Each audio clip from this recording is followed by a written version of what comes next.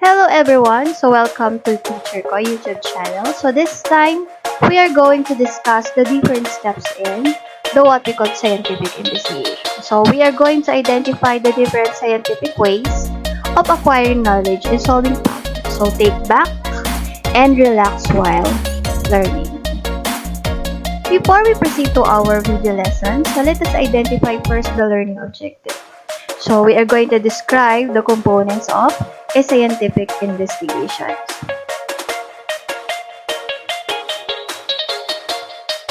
Have you ever had a questions about the world? Like what plants need to grow? Or why sugar dissolves faster in hot water than in a cold water? Scientists find the answer to these questions by using the what we call scientific method. So when we say scientific method, that is a process for experimentation that is used to explore observations and answers questions. It is like the roadmap that you follow to get your target destination. It is the process by which science is carried out as in other areas of inquiry. Here are the different steps in scientific method that we are going to discuss one by one. The first one is we have identifying the problem, followed by formulating the hypothesis. Next is testing the hypothesis, gathering and presenting data, analyzing data, and the last is drawing a generalization or conclusion. So we are going to discuss it one by one.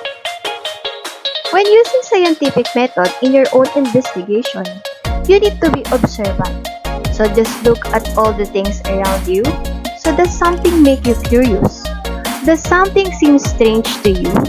When you have a lot of questions in your mind, that is the time that you are already in the first step, which is the what we call identifying the problem.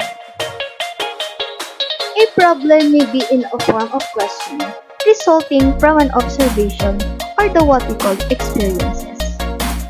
In identifying the problem, you need to use your different senses. So we have the sense of hearing, the sense of touch, the sense of seeing, the sense of taste, and the sense of smell, as well as your common sense. For example, we have plant A and plant B here. What is the question that comes into your mind? Maybe some of you will ask, does the color of the light affect plant glow? Since plant A uses yellow light, while plant B uses the red light. Congratulations! You're already in the first step of what we call investigation. And when you already comes up with your own idea, you're already in your next step, which is formulating the hypothesis. Hypothesis is a temporary solution to a problem. It is also known as an educated guess.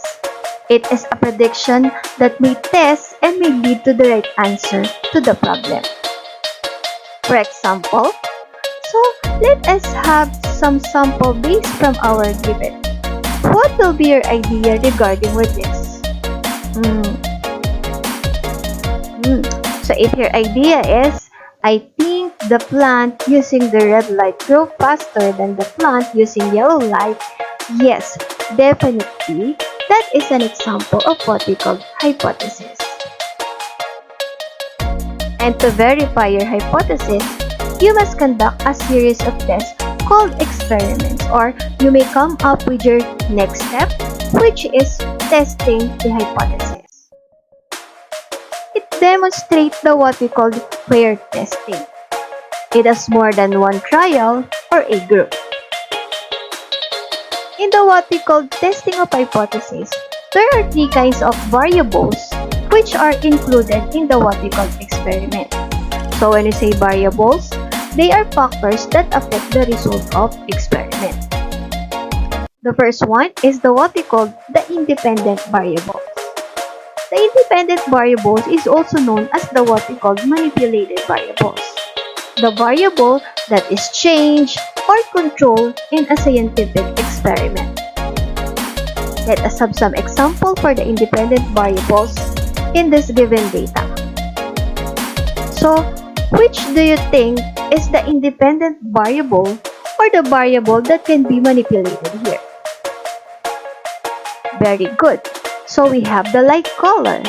Since you can manipulate or you can change the color of the light you put in. So you can use the violet one or anything that you want. The next one is what we call the dependent variables. The dependent variables is also known as the responding.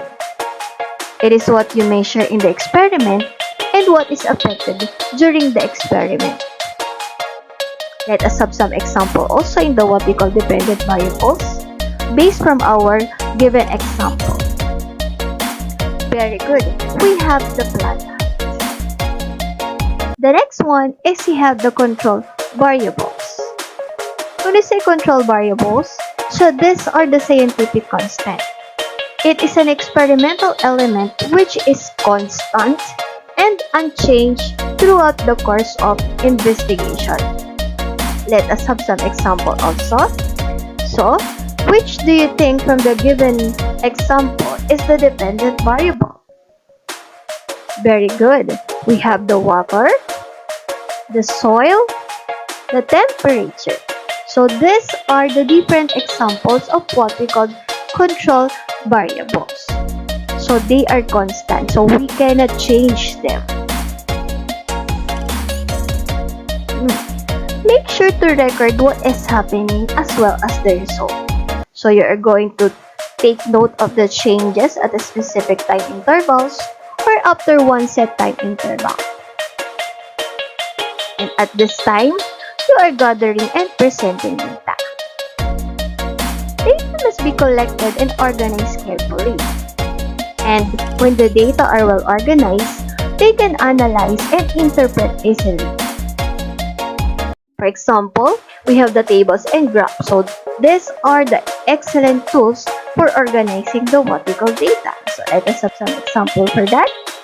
So we have here the data table. So in this example, we are measuring the growth rate of plant A and plant B in centimeters per month. So the plants were exposed to different light colors, which are the yellow and red. After you gather and present the data, of course, try to analyze. So we are already in our second to the last step. So we have the analyzing data. It is a part where you put everything together. So it involves organizing, summarizing, and examining the information to identify the what we call patterns, trends, and relationships. For example, based from our given example, how are you going to analyze this data table? Very good. From the data, we can see that both plant A and plant B had higher growth rates when exposed to red light compared to yellow light. And that is our example for that. And for the last but not the least, we have drawing a generalization or the what we call conclusion. To state your conclusion, find out how the result of your experiment supports your hypothesis. You have to go back to your question or problem and check whether your hypothesis holds. If we are going back to our hypothesis, definitely your hypothesis is correct based from your conclusion. And by this time, let us try to measure your ideas regarding on scientific investigation. All you have to do is to identify the following letters. It is also known as educated guess. Very good. That is the what we call hypothesis. Summarize the result of the experiment. Either accept or reject the hypothesis. Very good. That is drawing conclusion. For the next one, the variable that is changed or controlled in a scientific experiment.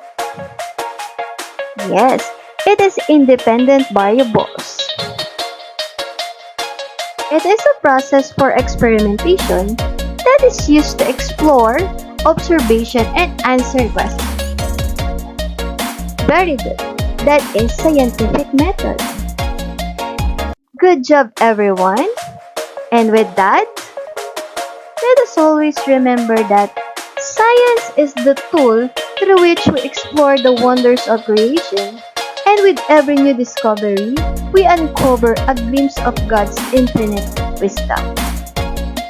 And if you learned something in this video lesson, please do not hesitate to like, subscribe, and get notified for my future video lessons. And with that, thank you and God bless everyone.